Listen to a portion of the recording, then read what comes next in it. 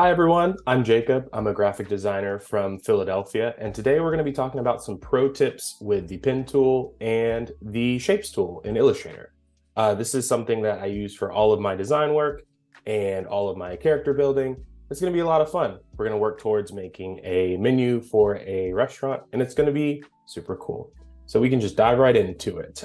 Typically, the first thing I like to do when I am designing for any client is I like to get some reference from somewhere, either from real life or from other apps or friends or other art that I enjoy. So for instance, I would take something like a character like this and say, oh, I like this ghost. I like how it looks, and work from that. Or I draw from a lot of inanimate objects. So like maybe like a water bottle, or in this case, what has been really helpful for me, with it being something that's new, is using Adobe Firefly. Adobe Firefly has been great for being able to be very specific with exactly what I want when it comes to reference. So say if I were to look up a car driving down the road with legs, something as simple as that. It's not going to pop up, I should say, like the direct thing that I'm looking for immediately, but I can kind of hone things in and get these general ideas of what I'd be looking for. So maybe I'll add cartoon into that, and it should spit something out for us.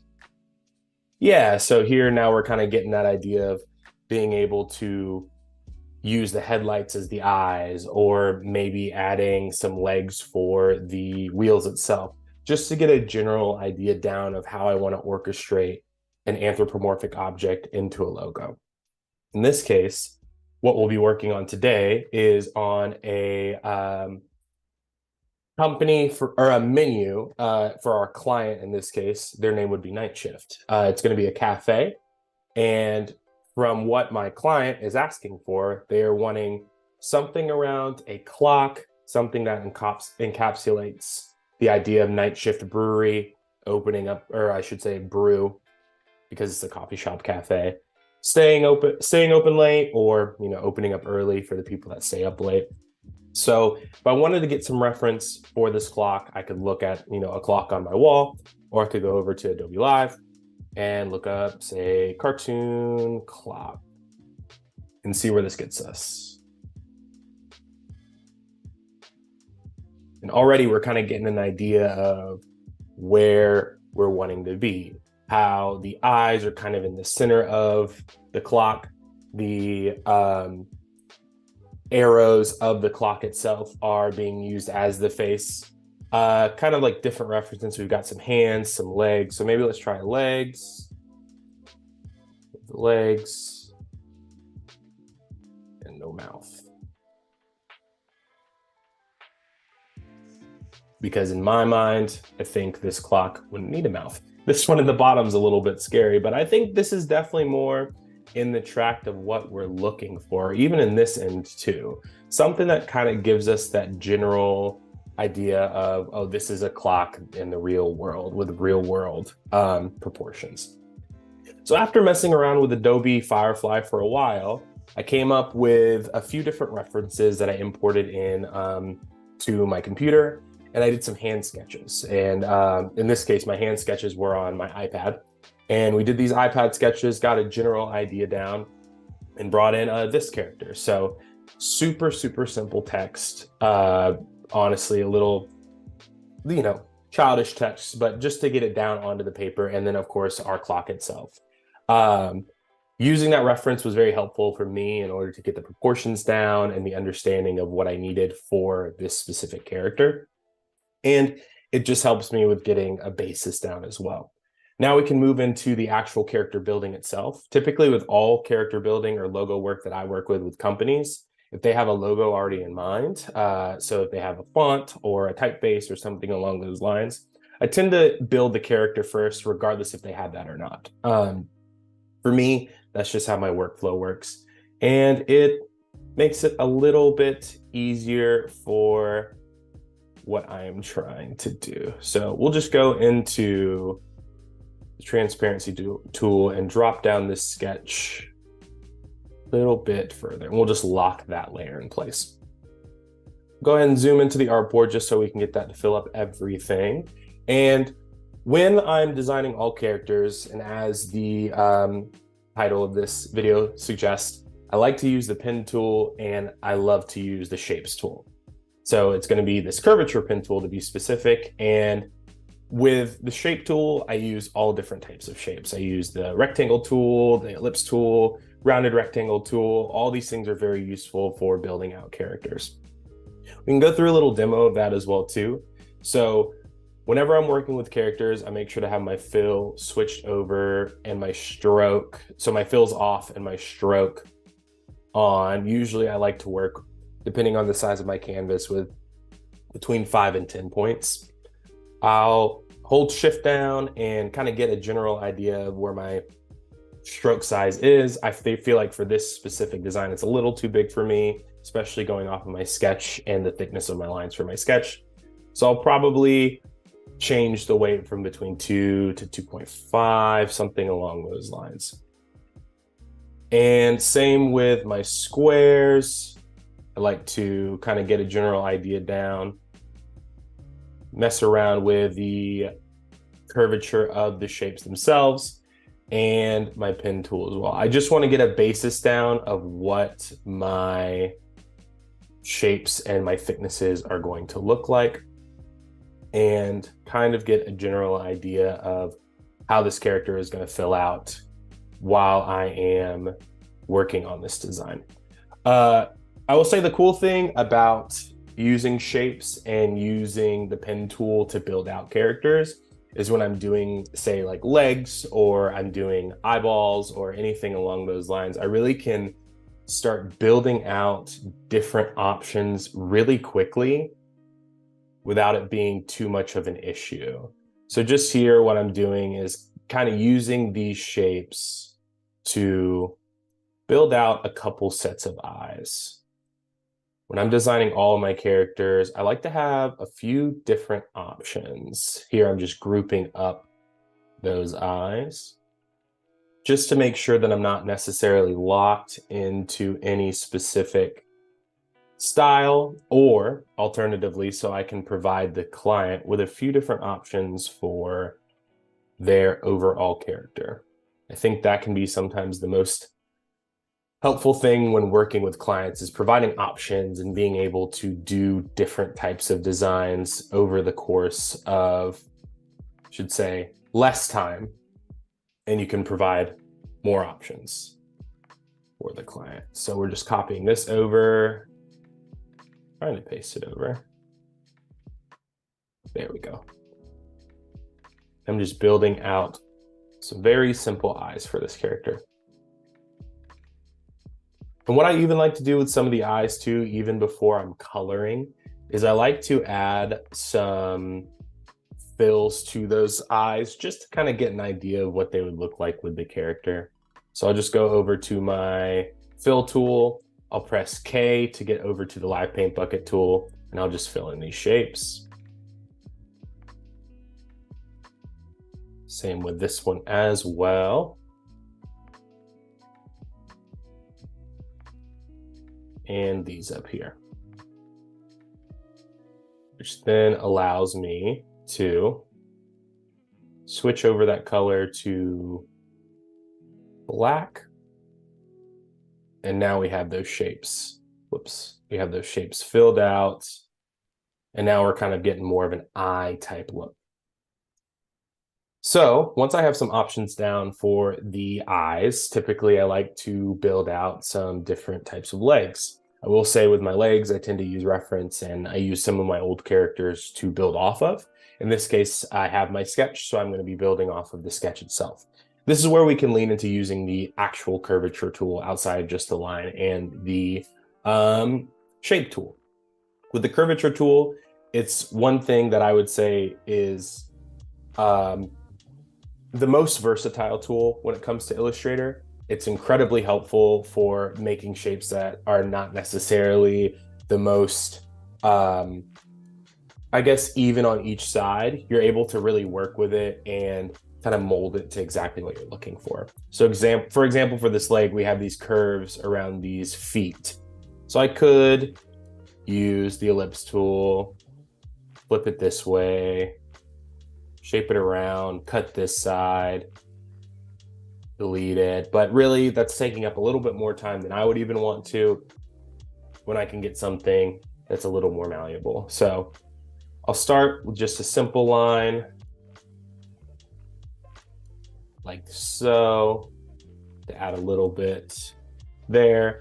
We'll kind of follow that same pattern of the sketch. So when I am building out my characters, I try to make as little anchor points as possible, just because, for that reason that we talked about, it makes it a little easier to manipulate and makes it a little more consistent. With some of these as well, I would say it takes a lot of messing around and figuring out how your image works best with which anchor points. And that's totally okay. Just because I'm doing mine one specific way or adding a certain amount of anchor points to mine doesn't necessarily you need to be doing the same with yourself. So here I'm just kind of slimming up these legs, getting closer to that sketch point. There's no need for it to be identical. Most of my characters are very bubbly and very out of proportion, so I like to lean into that even further. So with how this leg is shaped, I'm really happy with that. I'm happy with the build out of it and how things ended up coming together. So I'll just add this little accent line for the top of his foot, or I guess the bottom of his foot, and then we'll move on to the next leg. It's going to be the same exact process where we're just adding those lines, strategically placing our anchor tools, and working around using the least amount of anchor tools as possible. Also, something I meant to mention, I use a shortcut called A, the shortcut A that takes you to the direct selection tool. It's very useful for if you're just trying to do quick edits like this and kind of manipulate your work as easy as possible. So there we go. I'm liking the shape of that. I think this can come out a little bit further. Perfect. And we'll extend this line. Typically with my designs, I work kind of in the most complex out to the least complex. Might not be the traditional way, but also there is no right way for you to build out your characters. For me, I like to kind of tack the legs onto the character itself. So depending on how I'm feeling, if, I want to get the legs done first and just out of the way, I'll do that and then work on the body and work out. Or sometimes I'll work on the body first and then build off straight from the body. It just depends on the character. So here we're going to be using the ellipse tool. In this case, if you want an exact, perfectly symmetrical shape, you can hold the shift key and just drag your image or drag your shape. For my sketch, I think I'm going to want it to be warped a little bit higher up. So I'm just coming over to the selection tool, which has the shortcut of V, just dragging that up there. So I'm just going to use Command C, Command V to copy and paste all of that over and make it just a little bit larger than the original shape. The setting I have on right now, if you're wondering why the size of my circle has changed, is under the transform option. This is incredibly useful for when you are scaling out vector characters. I have the scale corners and scale stroke effects turned on. All this means is if I take these legs and I hold shift and I scale them up, they're going to scale proportionately with my image and with the pixel canvas, as opposed to remaining that same stroke size over the course of a larger canvas. But for in this case, we're not wanting to use that. I'm not going to turn it off because it is, again, very useful for scaling. But an easy fix for this is I can just click on my shape, click I, and then click on any of my lines, and that will make it the same size, which is incredibly useful. So we'll click onto that main shape and hold shift, click on the middle ellipsis. While still holding shift, click on it again. Let's see, there we go. Maybe. Sometimes it likes to be a little fidgety with us. There we go. And it will give us this darker, or I should say more bold blue line. And with that, I just like to use the align tool and align my outer shape to that inner shape. It's very useful for what we're trying to do. Then I'll go back to use the pen tool and just add on to the body. This is a great example of wanting to use the pen tool over maybe a shape, because I can manipulate a little more to be less of a circle and more of kind of like a crescent, moon. And even with our character too, it might not even make sense to have a totally symmetrical shape for his body. Doing some light warping here, just to get everything in order. And a lot of this is truly trial and error, working with these anchor points and these handles, kind of seeing how they manipulate the character itself and the shapes of the character and those lines can be a little daunting at first, but once you see how they interact as you click on them and change the shapes and move things left and right, it really can start to fall into place of how these things interact with each other, especially when connecting them to paths and bringing them together, and it starts to become more fluid, a little easier as you go. So here I'm just cleaning up my lines a little bit, making sure everything's connected. This is super important for our coloring process, just because once we're moving into the live paint bucket tool, as well as the shape builder tool, we definitely want to make sure everything is connected. If everything's not connected, then that's going to give us some issues with coloring in or with the consistency of the whole image, or trying to rasterize that image. It can just give us a bit of a bad time. So making sure everything is connected and glancing over your work once or twice can be really useful. Looking like all of our lines are connected, which is great. So now we can go ahead and move on to the bells on the top of the character. One of the things I also like to do while I'm building out characters, as I'm just going over to the shape tool and making this general shape, is I like to add my shadows in as I'm working. I know typically with traditional art that may not be something that is practiced, but for me, it kind of just gives me a general idea of what I want my character to look like, how I want him to be built out, and where I want his shadows to be kind of bouncing off of. Sometimes my characters don't necessarily follow the traditional shadow scale, and I add shadows in specific places to add depth more than it to be accuracy, and that's totally okay. I think that's a stylistic choice for some people, just as it's a stylistic choice for me to be inaccurate with the shadows. So we'll just add that shadow right there. And this, with these bells, I think is going to be a great option for us to use the ellipse tool, just because we want that perfect round shape. Perfect. We'll just copy this over to make sure we have the same size, and we'll go ahead and click on the C key to bring us over to the scissors tool and just start snipping away at these edges. Perfect. All right. Now that we have those edges snipped, I do want to add those top parts to the bells as well. The little like dingy points. I'm not sure what the technical term of those would be, but same as before, we'll go over to the rounded rectangle tool. What I like with these is you can click the A tool and adjust these shape sizes. And if you want them to, or I should say the corners, and if you want them to make more of a cylinder, you can just hold shift, scale it all the way down, and then you have a perfect cylinder. We'll add a fill to that. In this case, we'll just make it white. and turn it about 30 degrees and just pop it in the middle of that bell. We'll just copy paste, Control C, Control V, and do the same for over here. Perfect.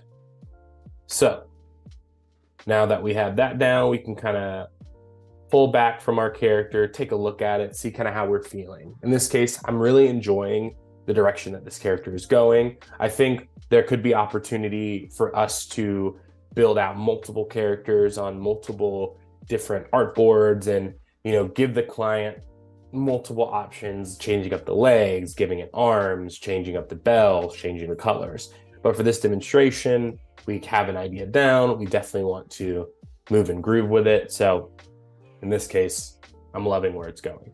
So what I want to make sure I do is looking at my layers panel. It does look a little cluttered, a little messy, and a little crazy, even though we didn't use too many tools or shapes so far. We just want to make sure we scroll over just by clicking and dragging over the whole image, clicking Command G, and that'll group all of our characters together. And we can even pull this character to the side, or I should say all of our shapes and our lines together. We can pull this character to the side and kind of get a really good look at this character that's built out from this sketch pretty quickly, I would say. Just with a few simple shapes and tools and the curvature pen tool, we made an entire character. So I'll just go ahead and pop that back onto the sketch. And now we can start messing around with the details, right? So in this case, we would want to add the mouth, the arrows in this case, and the digits, I guess, on the clock. So it'd be our 3, 6, and our 9. So what I'll do is I'll just grab the line segment tool, hold Shift, try to get in the middle-ish of this design. It may change just based on where the eyes are placed and based on where the arrows are placed of this character. And I'll just kind of place it in a general area that I enjoy. Copy paste that, hold Shift, rotate it 90 degrees, and we'll still aim for that center, which looks like about right here. Keeping it the same size, we can change that up if we really want to. I'm doing the same thing here, just making sure it is up to chuff. Perfect. And what I want to do is go back to the circle tool, add a little shape, maybe fill that shape just so we don't have that dot in the middle, black, and using that same holding Shift, whoops. Let's ungroup this for a moment just so we can get everything scaled correctly. There we go. Holding Shift, clicking on both objects, and maybe. Either way, what we'll do is, thankfully, we have these little shortcut tools as well to just get as centered as possible. We'll group this together, just like so. And now we have our character back in that group with these shapes. I could have the arrows pointing a few different ways. In this case, I'm wanting to aim more towards what's the least intrusive or invasive to the character itself. So I'll just drag this over right about in this area for our long hand, making sure it's centered with the circle. And our short hand is just going to follow the same sketch. I'm pulling back from this character. I'm really liking how it's turning out. I'm really happy with how things are going. I want to add some more shadows just to add a little bit more depth to it. It's looking like those legs could use it as represented in my sketch as well. Just using that line segment tool. Perfect. And finally, we want to add some eyeballs to this character. We're just making sure to continue to group. So I can go ahead and remove my sketch now. I think we're at a great point in terms of working out from this original character. What I'll do is I'll just scale him up a little bit just so I have a bit more working room and I can kind of get an idea of what he looks like as a larger character. I'll bring these eyeballs over here and flip this to this side using the reflect tool. And really with this step, I just like to get a general idea of what my characters are going to look like. So what I'll do is I'll make sure that these white pieces are filled, just so we don't have any of that bleed. Perfect. So I'll just start placing eyes wherever they need to go and making sure that we keep that scaling size. When I'm scaling the eyes up and down, even if I have that transform option turned on to where it scales proportionately, I don't really change anything until I'm happy with where things are. So kind of getting things lined up, getting things where they look proportionate, bringing the same eyes over. In this case, these eyes will